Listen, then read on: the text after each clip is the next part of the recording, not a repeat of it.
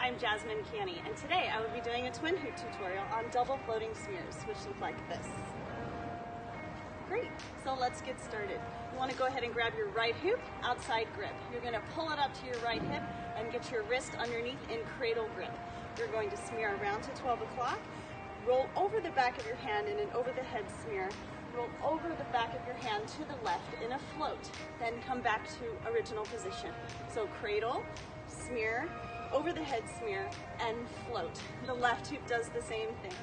Cradle position, 12 o'clock, over the head smear, and now float to the right. Cradle, smear, over the head smear, and float. Now you just alternate the hoops and turn to the direction you're floating in. Right hoop floats to the left, and left hoop floats to the right. Well, thank you so much for watching today, and happy hooping.